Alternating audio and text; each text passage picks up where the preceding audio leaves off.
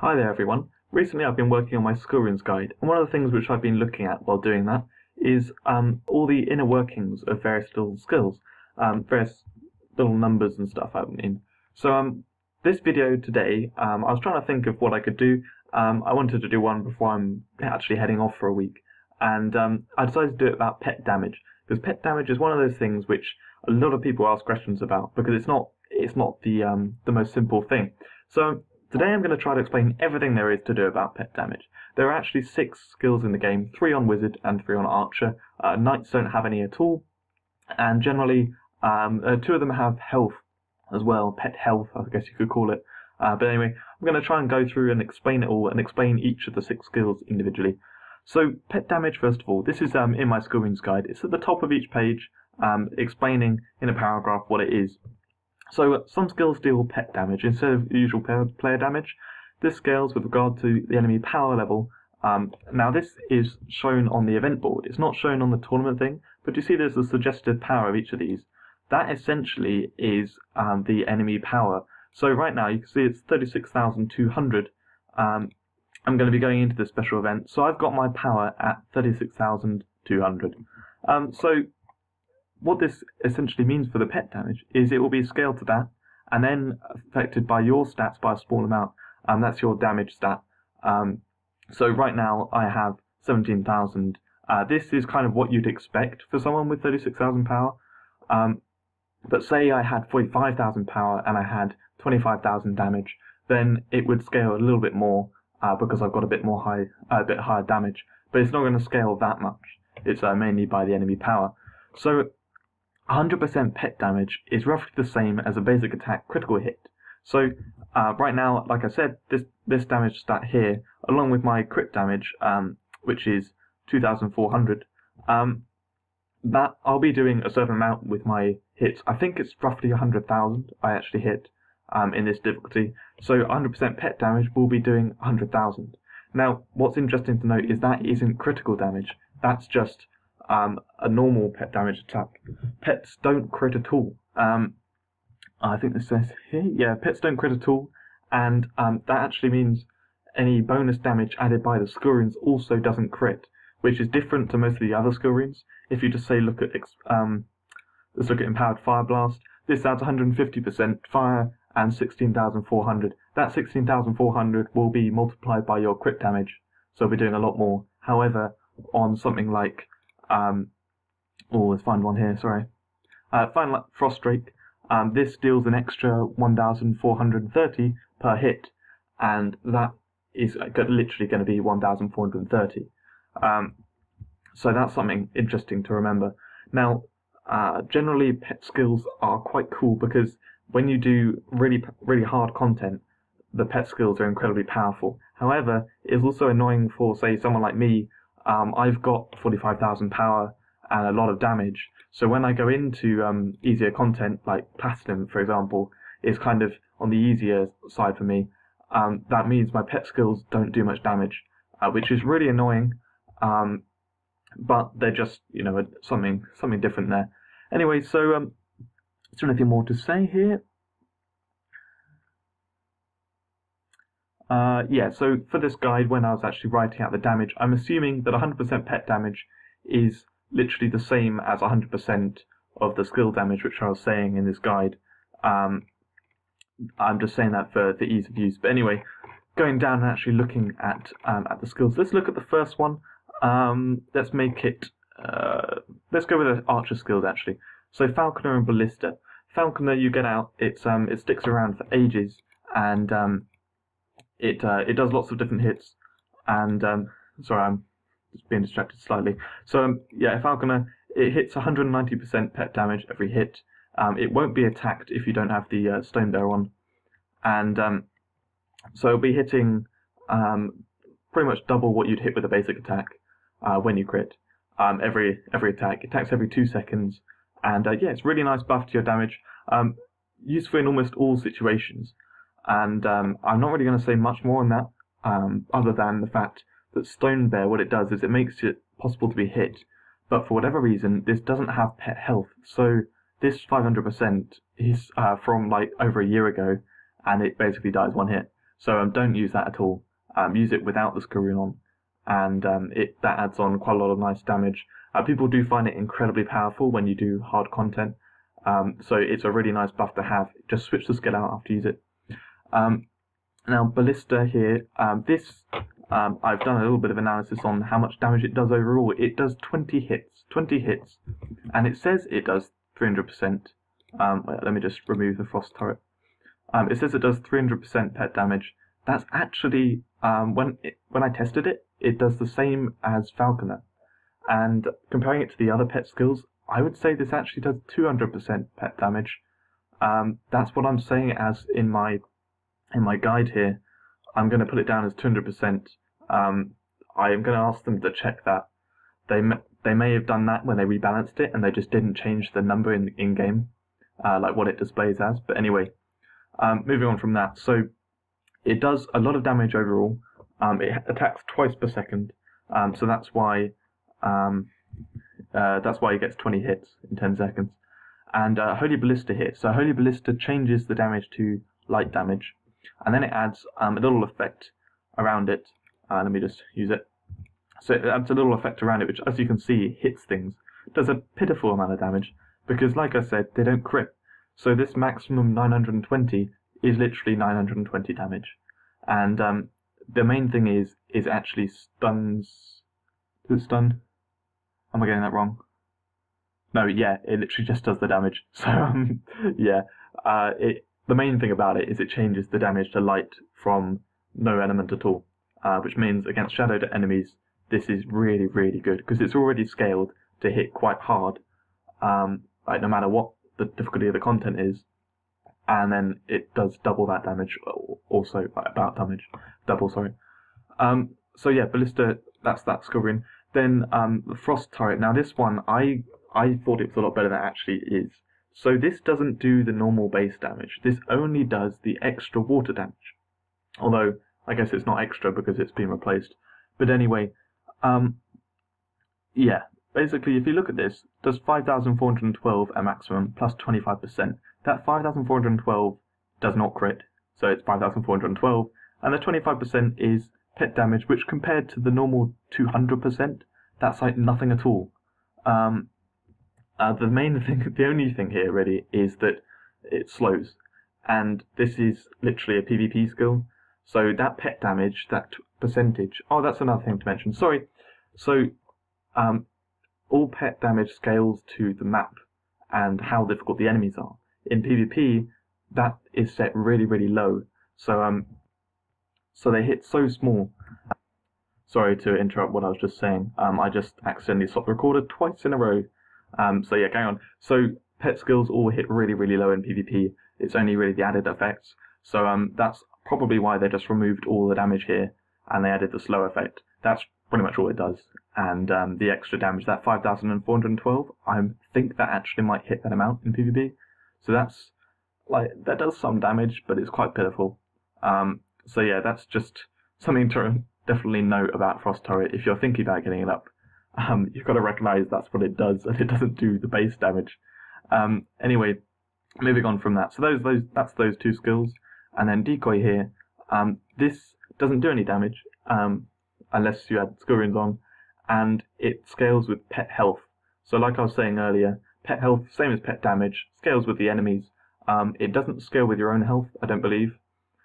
And so what it means is the thing always survives quite well. So Decoy, no matter what content you go into, it will survive the same amount, which means one-shot attacks from bosses and that kind of stuff, they will kill it.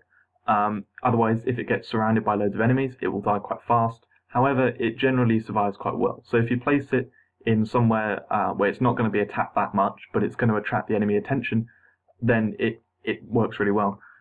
That's how I like to use the skill. Although people will complain because I'm not an archer main. I do play archer class, like in here and stuff, but yeah, I'm not as practiced as I am with the wizard. So the fire trap, this damage here, it looks like it's a lot. It's 11,500, but actually, and it's over 5 seconds. Like it hits multiple times, but actually that does not crit or anything. So it's literally 11,500. So that's just pointless. You do not level up that skill rune. there's almost no point to it anyway, because like that's literally all it does, is it adds the damage. Then Water Illusion, that's more of an interesting one.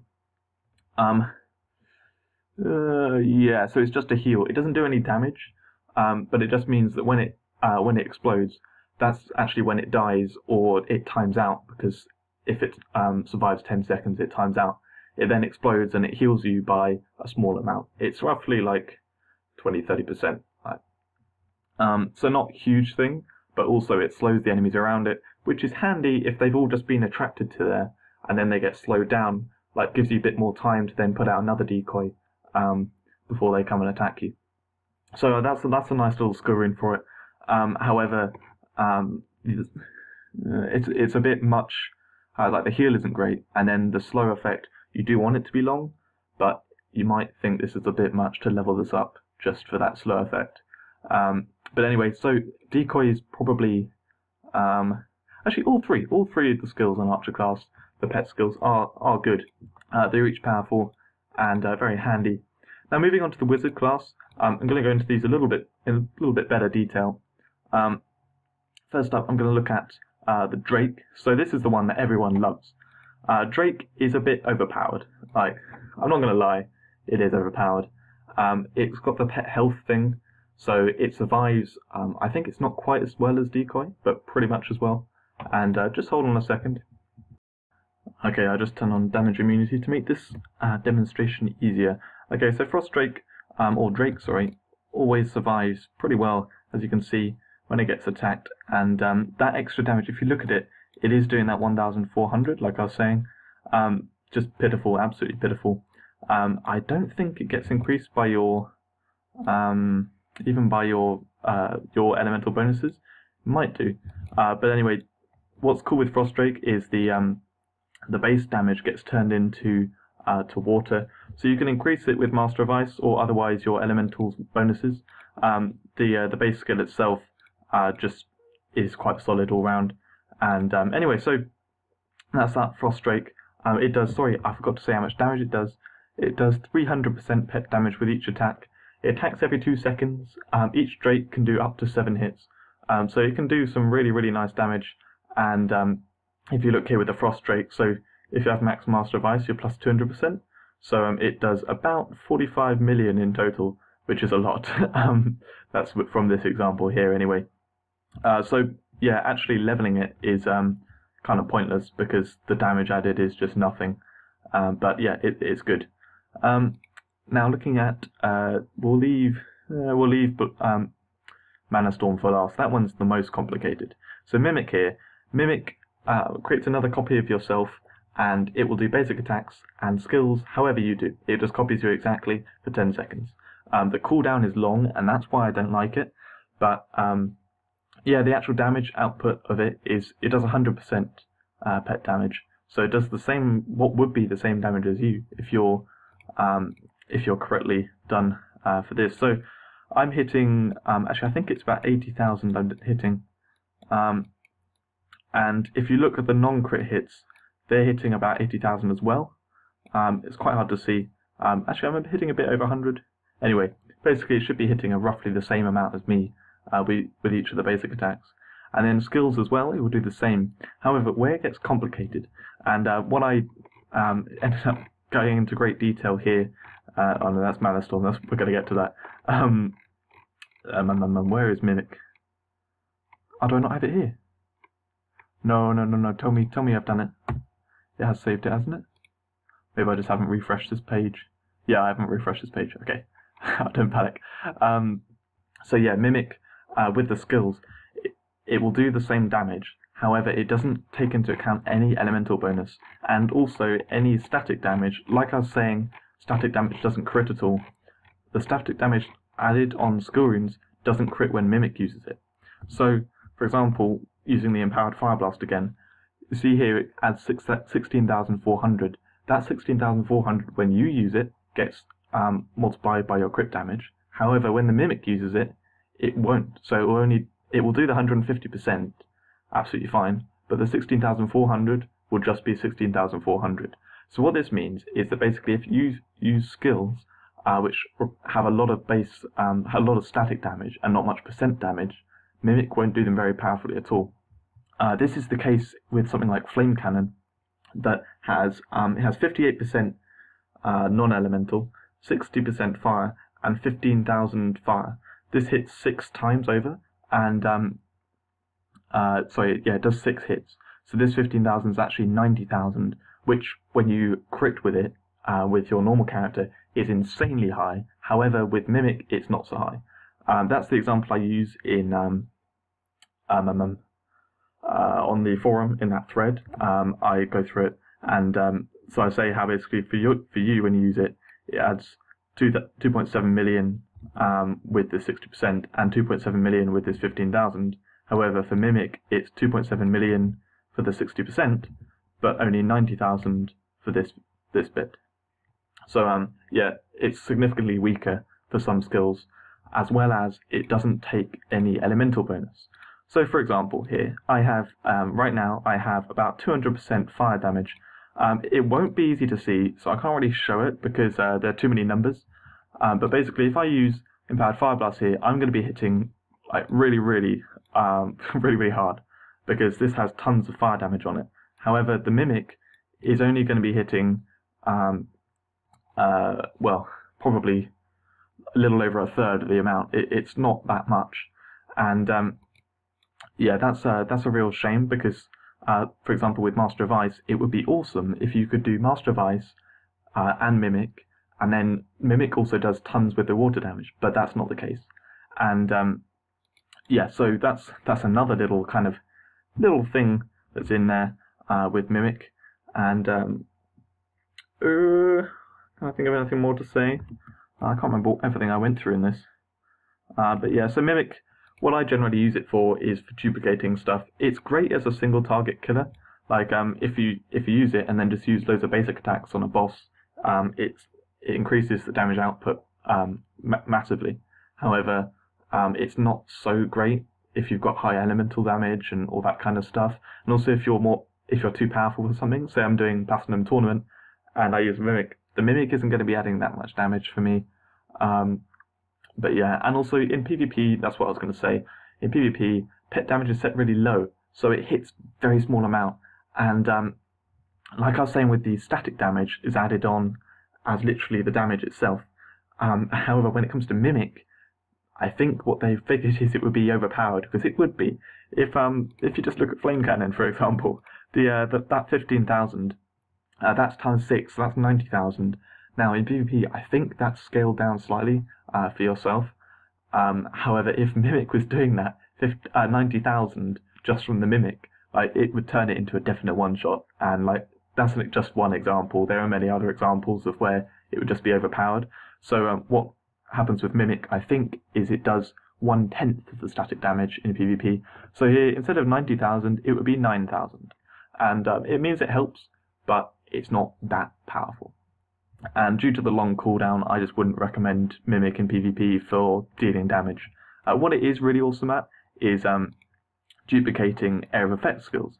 So I'm just going to quickly show here how basically I can use Mimic, and then I get 2 of those. I meant to teleport first. Whoops, I have teleport in this hotkey normally, so that's what I was going to do. But yes, you can teleport, and then you can do 2 different ones in different places. You can also do double drakes. It does do 2 drakes at once. That's really cool. Burst as well. That's nice. You can cover a really big area with the stun effect. And the best one for PvP is double healing fountain, because it does a damage reduction of 25%, and then also healing fountain heals you by 10% per second. So getting that double up means you've got 25% damage reduction plus also healing 20% per second. It's pretty overpowered. Like you become as tanky as a knight. It's crazy. But that requires 2 skill slots, both Mimic and Healing Fountain. And to be honest, I prefer to have other skills. So personally, I don't use it. But if you are against tough people, or you just want to guarantee like a kill or 2, it's a great way to tank up and get a kill or 2. Now we're on to the last one. This last one, Mana Storm, is incredibly complicated, and I'm going to try my best to explain it. I hope I can get it across clearly enough. but if you're not with me, then I'm sorry, but this is my one attempt. So Mana Storm does pet damage, and it does 58%. I'm going to take off the scoring. 58% per second, it says, for 5 seconds. However, that is not the case. It is just really weird for some reason. And in fact, what it does is it does 4 lots of double hits. So if you watch him there, 2 hits will come up, 2 hits again, 2 hits again, and 2 hits again. It actually hits 4 times, twice. So, and each one of those is 58%. So it actually does 8 times 58% pet damage. So that for starters is kind of weird. The first second it's up, it doesn't hit anything, but the whole 5 seconds it does the 75% slow. So that's the base skill. That's how it works. That means it does quite a lot of damage to a large area, and that's really useful for a lot of weaker people if they're trying to try hard content or whatever. Mana Storm can wipe out lots of enemies very easily. It's got a slightly longer cooldown, which I'm not a fan of, but yeah, it's very awesome, very powerful skill. When it comes to the skill runes, the first few are quite simple. You've got the fire ones and Sandstorm. Sandstorm literally changes the damage to nature damage, and no other effect, like no other changes to the skill, other than it also adds a chance to avoid, which isn't parry or dodge. It's a different thing. It's just called avoid. I don't know exactly what it can avoid. I think it's just basically another thing added on top of your parry and dodge.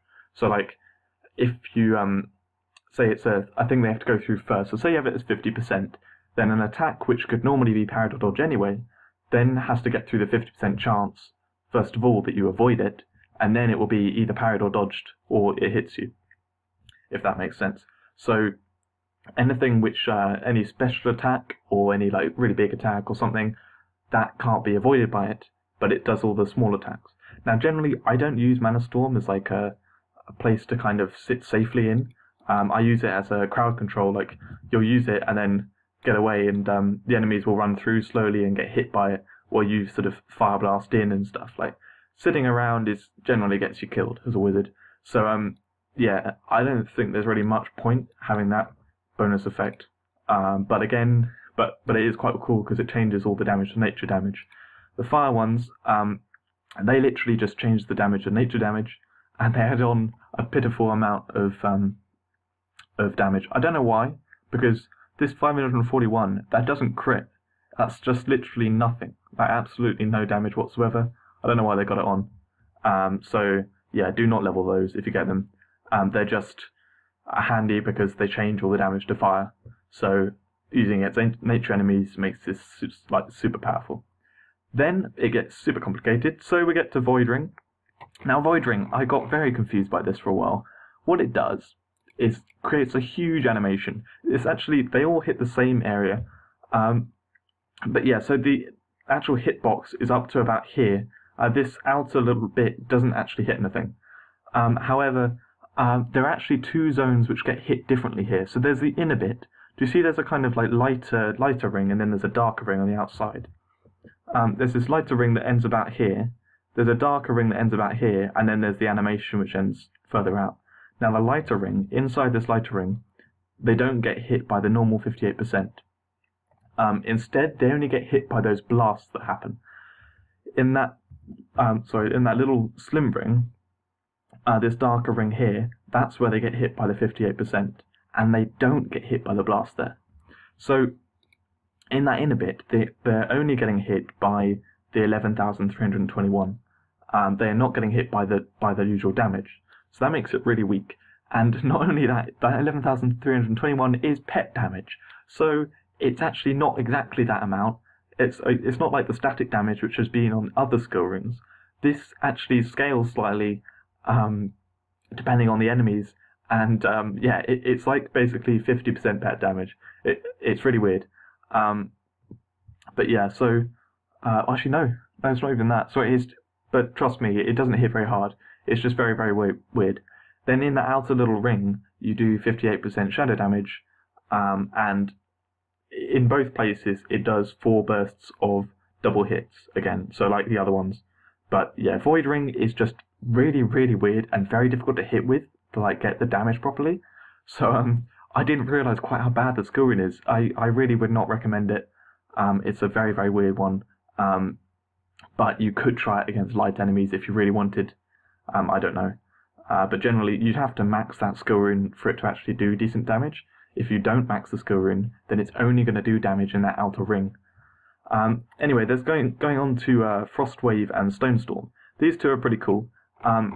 However, they don't change the base damage to any element, and ultimately what that means is they are not useful for PvE at all. The damage they add is just really doesn't help. So yeah, they have no use in PvE other than if you want to farm in story maps with the skill, because they add some static damage on top, and pet damage in story maps doesn't kill enemies. So if you can follow that all, basically they're for farming or PvP. And the damage they add in PvP, I've gone into details on the skill runes guide. I'm running out of time, so I'm just going to say read in the skill runes guide if you want to know about these. But yeah, I went into some detail here, kind of talking about the damage and what they do. But yeah, so they're PvP skill runes, and they basically make it viable there. They don't make it overpowered, they just make it viable. And yeah, if you want to make it incredibly more complicated, use Mimic and then Stone Storm or something like that. But anyway, that's it from me. I hope that gave you an insight in how pet damage works, and I'll see you in the next one. Thanks very much.